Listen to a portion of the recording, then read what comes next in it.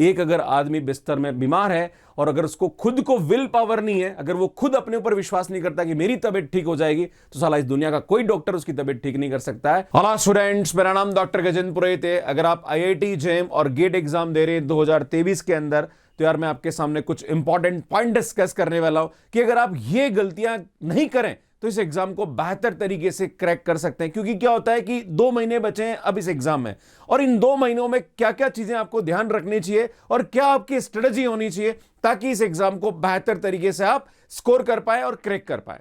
अब होता क्या क्या मिस्टेक्स होती है यार, बच्चे साल भर मेहनत करते हैं पर फिर भी सर पढ़ाई नहीं हो रही है, सर मजा नहीं आ रहा है, सर कॉन्फिडेंस नहीं आ रहा है, सर डर लग रहा है, कुछ बताओ ना सर क्या करना चाहिए, मोटिवेट करिए। तो यार ये कहीं ना कहीं प्रॉब्लम स्टूडेंट्स के अंदर नजर आती है। एक स्टूडेंट जिसने इस एग्जाम की तैयारी नहीं करी है, उसने फॉर्म भरा है, फिर भी उसको कॉन्फिडेंस होता है कि यार मैं कुछ कर लूंगा। पर जो स्टूडेंट साल भर मेहनत करता है, पूरा एनर्जी लगा देता है इस एग्जाम की तैयारी में, फिर भी उसको कॉन्फिडेंस महसूस नहीं होता है। सर मेरे से ना अगर मैं 50 क्वेश्चन का टेस्ट देता हूं ना, तो सर 42 43 क्वेश्चन हो जाते हैं, सर 7 क्वेश्चन नहीं होते हैं, सर कुछ क्वेश्चन गलत हो जाते हैं, सर कॉन्फिडेंस नहीं आ रहा। अरे भाई, तुम अगर 50 में से 42 क्वेश्चन सही कर रहे हो, 8 गलत हो रहे, तो टेंशन मत लो यार, वो 8 भी सही हो जाएंगे। तुम ये तो देखो कि तुमने 90% बहुत अच्छा किया, 10% में थोड़ी बहुत कमी है, उसमें भी काम हो जाएगा। पर हम लोग क्या करते हैं, हम जब किसी एग्जाम की तैयारी करते हैं तो हम हमेशा नेगेटिव पार्ट को देखते हैं कि सर ये सही से नहीं हो रहा, सर ना मैंने क्वेश्चन सॉल्व किए, सर हो तो जाते हैं, सर 10 में से मैं 8 क्वेश्चन सही गलत, सर 2 क्वेश्चन गलत हो जाते हैं, सर कॉन्फिडेंस खत्म हो जाता है। अरे भैया, आपको ये समझने की जरूरत है कि हर क्वेश्चन आपसे होने वाला नहीं है, पर आपको किसी एग्जाम को क्रैक करने के लिए जो रिक्वायरमेंट होती है, जैसे मैं आपके सामने बताना चाहता हूं कि IIT जेम एग्जाम को क्रैक करने के लिए अगर आपके 50 नंबर आ जाते हैं 100 में से, तो यार आपको टॉप IIT मिल जाता है, राइट। तो भैया आपको ये समझने की जरूरत है कि आपको 100 में से 100 नहीं लाना है, आपको 100 में से 50 से ऊपर नंबर लेके आएंगे तो आपको टॉप IIT मिल जाएगी। इसी टाइप से अगर मैं गेट एग्जाम की बात करूं तो यहां पे 45-50 मार्क्स के ऊपर बहुत अच्छी रैंक मिल जाती है। तो आपको ये समझने की जरूरत है कि इस एग्जाम की जो रिक्वायरमेंट है वो आपको यहां पे बेस्ट करने की है ना। पूरा 100% तो कोई भी इसको सॉल्व नहीं कर सकता ना, 100 में से 100 मार्क्स आ सकते हैं। तो ये आपको थोड़ा सा समझ में, कुछ इंपॉर्टेंट पॉइंट्स बताऊंगा कि अगर 2 महीने आपके पास बचे हुए, दोनों एग्जाम है, इन 2 महीनों में आपको ये गलतियां नहीं करनी है, और अगर आप ये गलतियां करते हैं तो यार इस एग्जाम को आप क्रैक नहीं कर सकते, मेरी गारंटी है। पहली, आपको यहां पे इस एग्जाम की जो 2 महीने बचे हैं इसमें कंसिस्टेंटली लग जाना है। बहुत सारा सर मैं बीटेक कर रहा हूं ना, तो सर मेरे एग्जाम भी है, प्रैक्टिकल भी है, सर वो भी है, सर एनुअल फंक्शन आ रहा है, सर डांस कंपटीशन हो रहा है, या फिर जो बच्चा IIT जेम की तैयारी कर रहा है उसके भी कुछ ना कुछ इवेंट होते रहते हैं, तो वो कॉलेज में भी अपने इवेंट में इन्वॉल्व है, साथ में एग्जाम की तैयारी भी कर रहे हैं, और कंसिस्टेंट नहीं है, 2 दिन तैयारी कर ली, 3 दिन फंक्शन में इन्वॉल्व हो गए, फिर 2 दिन तैयारी कर ली, राइट। तो आपको अब 2 महीने बचे, अब आपको कंसिस्टेंटली लग जाना है, भूल जाओ दूसरी चीजों को। हाँ, अगर यूनिवर्सिटी लेवल का एग्जाम है और आपका लग रहा है कि सर मेरा सेमेस्टर एग्जाम है, तो वो दे दो, जितनी उसकी जरूरत है उतना टाइम देके उस एग्जाम को फिनिश करो। इस एग्जाम के लिए आपको कंसिस्टेंटली, मान लीजिए अगर आपका यूनिवर्सिटी एग्जाम भी है तो भी आपको कम से कम 2 से 3 घंटे तो इसको देना ही है, राइट। ये ध्यान देने की जरूरत है। तो कंसिस्टेंसी आप मेंटेन करिए। एक और बहुत बड़ी बात होती है, स्टूडेंट को जब डिमोटिवेशन फील होता है कि सर कॉन्फिडेंस नहीं आ रहा, सर मैं डीमोटिवेट फील करता हूं, कब आता है पता है? जब आप दूसरे से अपना कंपैरिजन शुरू कर देते हो। जब आप अकेले हो तो यार आपको कभी भी नेगेटिविटी फील नहीं होगी, पर जब आप दूसरों से अपना कंपैरिजन शुरू कर दोगे तो यार आपको डिमोटिवेशन आने लग जाएगा। अगर आप इस एग्जाम की तैयारी कर रहे हैं और आप बेस्ट कर रहे हैं तो आपको दूसरों से कंपेयर करने की जरूरत नहीं है ना। बहुत सारे फ्रेंड, अरे तूने ये वाला करा कि नहीं करा, अरे तूने उनका स्टडी मटेरियल देखा कि नहीं देखा, अरे तूने वो टेस्ट सीरीज देखी है ना। तो जब हम कंपैरिजन शुरू कर देते हैं तो वहां कहीं ना कहीं आपको डीमोटिवेशन होता है। आप अपना कंपैरिजन किसी के साथ मत करिए, आपको सिर्फ अपनी मेहनत पे ध्यान देना है। अगर आप कंपैरिजन नहीं करोगे तो यार कभी भी आपके मन में यह भाव नहीं आएगा कि सर मेरे को डीमोटिवेशन हो रहा है, या सर मैं डर रहा हूं कि मैं कहीं गलत तो नहीं कर दूंगा, राइट। ये आपको ध्यान देने की जरूरत है। जब आप मार्केट में बाइक चला रहे होते हैं या कार चला रहे होते हैं ना, तो कभी यह डर नहीं होता है कि मैं ठुक जाऊंगा, तो बड़ा कॉन्फिडेंटली आप चलाते हो, राइट, क्योंकि आपको कॉन्फिडेंस है कि आप इसको बेहतर तरीके से चलाना जानते हो। पर जब भी हम एग्जाम देते हैं या एग्जाम की तैयारी कर रहे हैं तो हमारा कॉन्फिडेंस डाउन हो जाता है, क्योंकि आपको अपने ऊपर विश्वास नहीं है ना।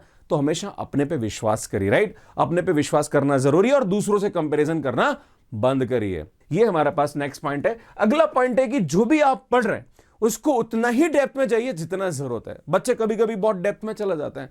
कुछ लोग है ना बहुत सारा ज्ञान बांट रहे होते हैं कि नहीं इसमें तो ये भी आना चाहिए, थ्योरम के प्रूफ्स भी आना चाहिए, वो भी आना चाहिए। भैया रिजल्ट और जितनी आपको रिक्वायरमेंट है उतना आप नॉलेज लीजिए और उसको एग्जाम में अप्लाई करिए, राइट है। आपको यहां पे पीएचडी नहीं करनी है, आपको एग्जाम को क्रैक करना है। बहुत सारे स्टूडेंट्स ये गलतियां कर जाते हैं, भैया टेस्ट मैच की रिक्वायरमेंट अलग होती है, वनडे की रिक्वायरमेंट अलग होती है और T20 की रिक्वायरमेंट अलग होती है और उसके प्लेयर भी एक्सपर्ट होते हैं। समझ में आ रहा है कि नहीं आ रहा?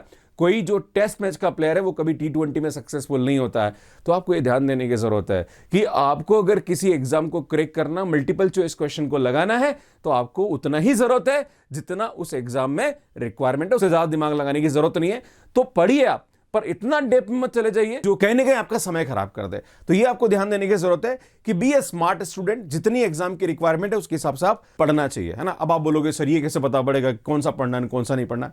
भैया मैं बहुत सारे वीडियोस अपलोड करता हूं मेरे चैनल पे भी, प्लस मैं अनअकैडमी पे एजुकेटर भी। अगर आप मुझसे पढ़ रहे हैं तो आप समझ सकते हैं वहां पे। बाकी हमारी बुक्स भी अवेलेबल है, वहां से भी आप थोड़ा रेफरेंस ले सकते हैं कि क्या पढ़ना चाहिए और क्या नहीं पढ़ना चाहिए। नेक्स्ट जो पॉइंट है वो है एक्सपेक्टिंग टू मच। हम अपने आप से बहुत ज्यादा उम्मीद करना शुरू कर देते हैं। देखो भैया, हमारे हाथ में कर्म है, हमारे हाथ में रिजल्ट नहीं है ना। रिजल्ट पे दिमाग मत लगाइए कि मेरे इतने नंबर आ जाए, मेरे ये हो जाए, मेरे वो हो जाए, मेरे को वो मिल जाए, मेरे को वो मिल जाए। भैया आप मेहनत करोगे तो 100% मिलेगा। अरे मेरे भाई, अगर गाड़ी लेके निकले हो ना तो डेस्टिनेशन पे 100% पहुंचोगे। आपके दिमाग में ये आना ही नहीं चाहिए कि मेरे को इतने कम नंबर आ जाए तो क्या होगा, मेरे को ये नहीं हुआ तो क्या होगा। क्यों ऐसा क्यों होगा भाई? अगर आप मेहनत कर रहे हो तो उसका रिजल्ट आपको 100% मिलेगा। आपको बिल्कुल भी इसके बारे में सोचने की जरूरत नहीं है। और जब भी आपको ऐसा लगे कि यार मैं मेहनत कर रहा हूं, अगर बाई चांस मेरा नहीं हुआ तो क्या होगा, या फिर जब आप मेहनत कर रहे हो और आप अपने रिजल्ट पे ज्यादा सोचने लग जाते हो कि मेरा रिजल्ट अच्छा नहीं हुआ तो क्या होगा। अगर आपकी क्लास में 60 स्टूडेंट है और 30 स्टूडेंट ने आईआईटी जेईई का फॉर्म भरा है, जिसमें से 2 स्टूडेंट जो हैं वो प्रॉपर तरीके से मेहनत कर रहे हैं, लाइक पढ़ भी रहे हैं और पूरा सिलेबस को कवर कर रहे हैं, और जो बाकी स्टूडेंट है वो सिर्फ फॉर्म भर के बैठे हुए हैं, तो भैया जो मेहनत कर रहा है ना रिजल्ट उसको मिलेगा। तो अगर आप उन 2 स्टूडेंट में हो कि आप मेहनत कर रहे हो तो यार 100% आपको कॉन्फिडेंस रहने की जरूरत है। पर हां, जब भी आप मेहनत करें तो अपने आप से इतनी ज्यादा उम्मीद न करें, क्योंकि हम क्या उम्मीद के चक्कर में कहीं ना कहीं हम फ्रस्ट्रेशन आ जाते हैं कि यार अगर नहीं हुआ तो क्या होगा, नहीं मेरा तो होना ही चाहिए। ऐसा नहीं है ना। आप अपने कर्म पे विश्वास करिए, रिजल्ट अपने आप आपको मिलेगा। नेक्स्ट एक और जो हम गलती करते हैं वो कहीं ना कहीं क्वेश्चन प्रैक्टिस नहीं करते। मैं स्टूडेंट्स को देखता हूं, आप पढ़ने में दिमाग लगाते रहते हो। भैया अल्टीमेटली आपकी एग्जाम की जो रिक्वायरमेंट है वो क्या है? आपको मल्टीपल चॉइस क्वेश्चन मिलने वाले हैं और आपको उसको क्वेश्चंस को लगाना है।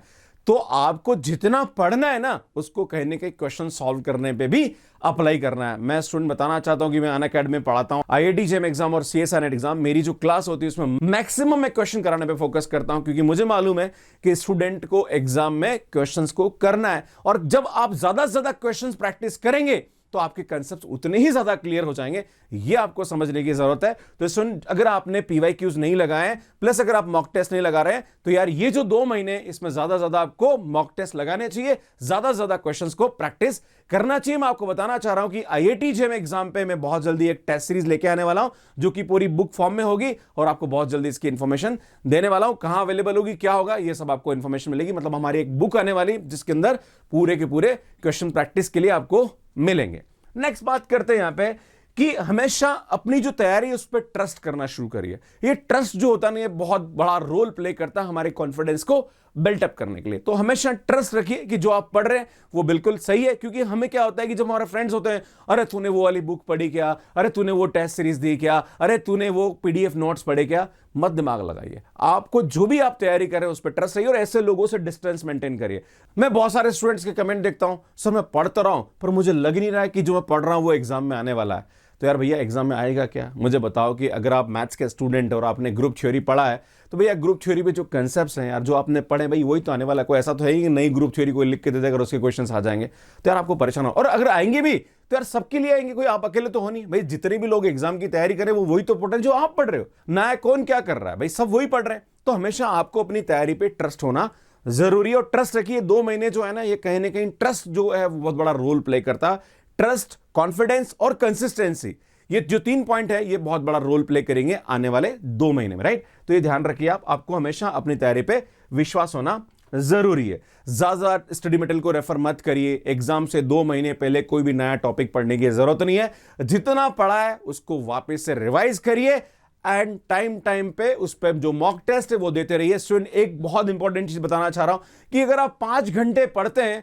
तो कम से कम 1.5 घंटा उसके अंदर रिवीजन और रिकॉलिंग पे होना चाहिए। बच्चे क्या करते हैं, नया नया पढ़ते रहते हैं, पुराना पुराना भूलते रहते हैं। तो आपको जो भी आपने पढ़ा है उसको रिटेन करना जरूरी है। अगर आप रिटेन करेंगे तो यार आपको बहुत अच्छा रिजल्ट मिलने वाला है। तो कुल मिला के मैं इस वीडियो का कंक्लूजन बताना चाहता हूं कि आपको एक तो कंसिस्टेंट स्टडी करनी है, दूसरा आपको अपनी पढ़ाई पे विश्वास होना चाहिए, आपको किसी और से कंपेयर करने की जरूरत नहीं है।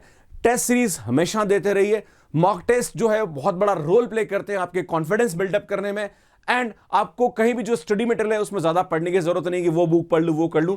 जो आप पढ़ रहे हैं उसको बेहतर तरीके से करने की कोशिश करिए। एंड एक लास्ट में बहुत इंपॉर्टेंट पॉइंट है, वो है रिवीजन एंड रिकॉलिंग। दिन में अगर आप 5 से 6 घंटे पढ़ रहे हैं तो लगभग 1.5 से 2 घंटे रिवीजन पे टाइम दीजिए। ये सभी बातें मैं आप सभी से कहना चाह रहा था। लास्ट के 2 महीने बहुत बड़ा रोल प्ले करते, अगर आप ये जो मैंने बातें बताई हैं इस पे काम करेंगे तो यार इस एग्जाम को बहुत इजीली आप क्रैक कर सकते हैं। मैं आपसे लास्ट में यही कहना चाहता हूं कि अपने ऊपर विश्वास करिए। अगर आप अपने ऊपर विश्वास नहीं करेंगे तो यार आपको कोई दूसरा आदमी विश्वास दिला ही नहीं सकता है। एक अगर आदमी बिस्तर में बीमार है और अगर उसको खुद को विल पावर नहीं है, अगर वो खुद अपने ऊपर विश्वास नहीं करता कि मेरी तबीयत ठीक हो जाएगी, तो साला इस दुनिया का कोई डॉक्टर उसकी तबीयत ठीक नहीं कर सकता है।